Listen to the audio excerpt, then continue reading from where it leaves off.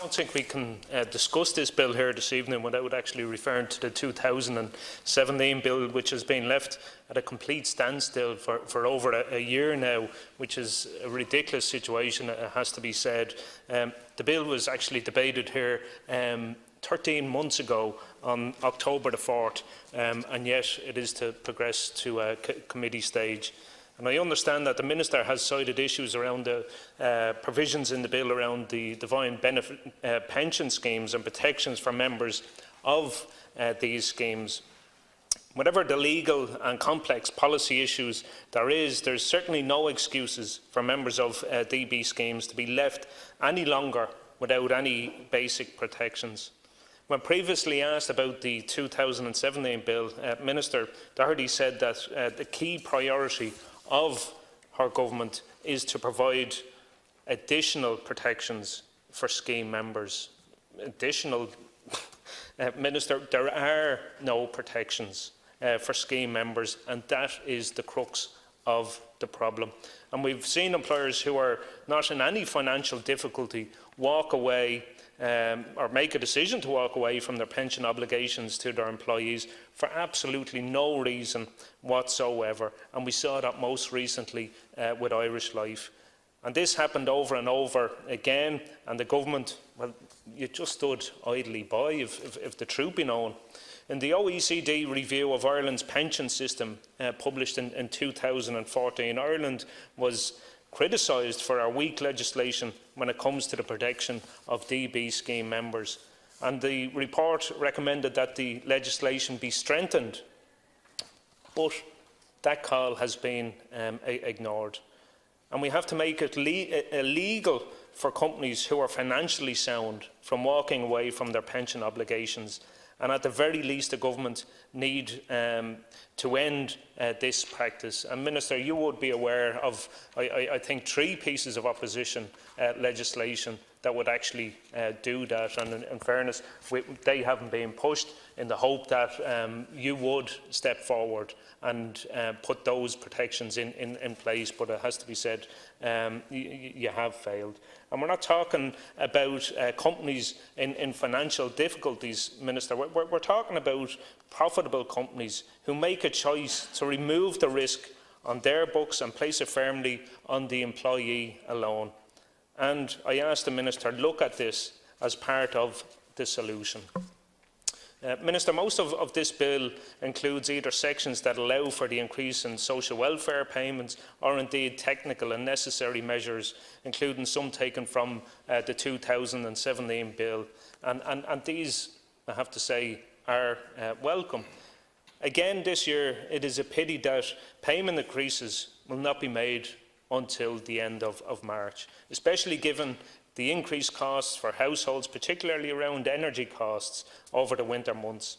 And this delayed increase appears to be becoming commonplace now for this government, and is something that I would urge them to try to avoid moving forward.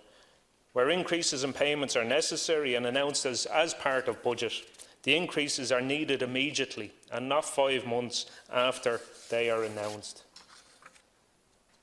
I also want to take this opportunity to ask you, Minister, about the basis on which social welfare increases are actually decided upon. I am aware that the Minister engages with organisations in a pre-budget forum, and that has to be welcomed. I genuinely welcome that. I also know that one of the key findings brought to your attention at the pre-budget forum was benchmarking around adequacy. And I want to put it to the Minister that she examines the Social Welfare Commission Bill 2018, which I have recently sent to her, having introduced here in the Dáil. And Minister, this bill would take the political football out of the budget process every single year. It would ensure that vulnerable households receive an income that is adequate to meet their needs and to meet an adequate standard of living. And this is a very basic bar to meet when it comes to our social protection system and what it should aim to achieve. And so I urge the Minister to have a look at that bill that I've introduced. I've engaged with many organisations, They see the merit in it, the need for it, and I would hope you would look at it, agree that there is a need to remove the political football out of setting social welfare rates and help move that piece of legislation forward. Minister, I know that the extension of job seekers for self-employed is not included in this bill. And I know that there were reasons for this and that the provisions will be included in a separate piece of legislation, so I'm informed, next year. And I would like a date in which you would envisage that this will actually happen. There is also no timeline included in this bill for the introduction of the differing rates based on age that will be introduced for the qualified child increases. Now, I think you did mention the end of March. I need clarity. I need that to be confirmed. But the recognition by government of the increased cost of raising a teenager and subsequent the increase in qualified child income for the over 12s was probably the most welcome measure announced as part of Budget 2019. But again, we do need a date. I need you to state that. I think you did mention the 22nd of March up to the 2019 or the 29th, but 20 to the 29th. Okay, thanks, Minister. In relation to the earnings disregard for recipients of the working family payment towards housing costs, I again want to point out that the child maintenance should be seen as an income for the child and not household income. And I questioned this yesterday, Minister. You don't agree with me, and not agreeing with me, you don't agree with the organisations that actually represent real people out there. And I do not see why the Minister insists that child maintenance is calculated as a means towards an array of social welfare payments. And this is totally unfair, and indeed it should stop. I welcome the full exemption of age-related job seekers payments for young job seekers in state care. This was an important move taken by the Minister. It has been called for some time, and it is a welcome move. Again, I would ask the Minister to look at the age-related job seekers payments and the impact that the reduced payments are actually having on our 18 to 24-year-olds in particular. And these reduced payments are leading to homelessness, Minister, and we can see that from the homeless figures, and that has been cited by numerous organisations actually representing homeless people, that this discrimination in the system is impacting on homeless and ensuring that our young people are trapped in homelessness. So I urge you to look at that. But yet, Minister, you ignore the fact, that simple fact, and every year the gap is widened between job seekers based on age, and this makes the gap more and more difficult to close.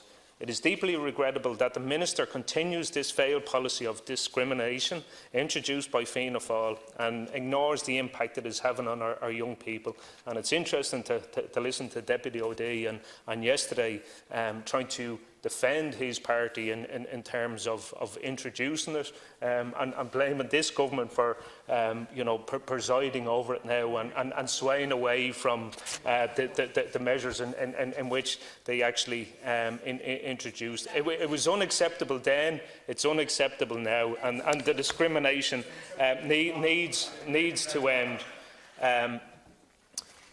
The whole issue around JobPat, now, Torres Nua was mentioned. There is another private company there, CTech also, and I have raised concerns around the 15,000 people who have been referred onto JobPat a second time round. It's been referred to as a hindrance. I think it is a waste of money, and I've stated that these companies are rubbing their hands with glee. They're making millions upon millions from this state through the privatisation of the whole area. It needs to end.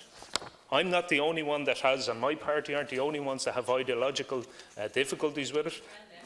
Around this House, Minister, from all political parties, every TD has raised serious concerns around this. I speak to real people on a daily basis, as I'm sure you do, Minister, and I would really question as to whether you have not have any issues brought to you directly in your constituency from people who have been referred onto a job pad, whether it's on Torres Nua or CTEC. There are major issues there. I'm not dreaming them up. They have been presented to every TD in this chamber, and I think anyone sticking their head in the sand, ignoring those, I think is wrong, and particularly you as Minister, the person with direct responsibility for providing and presiding over this system. It's wrong to stick your head in the sand and continue to, see people referred over to this privatised industry making millions. Finally, the 2017 bill is in limbo despite crucial provisions in it that need to be implemented, Minister. I assume that we will not now see the 2017 bill this year at all, and that is totally unacceptable. Now, unless there are plans, Minister, and maybe you might enlighten us as to whether we will see the 2017 bill dusted down off the shelf and brought forward. This bill has nothing in it that we'll see it upheld or delayed, and I assume that's intentional. And certainly my party and I, we're not going to stand in the way of allowing this progress. But yet we cannot see a trend where the difficult provisions are left behind and the nice provisions, giving people their entitlements, their increases and that, are to be welcomed and progressed. You need to deal with the difficult issues, the DB schemes. People are crying out for this. Schemes are closing down, Minister. People are getting knocked out. You need to face up to that. You need to deal with that. And I urge you to deal with that as a matter of priority. Thank you.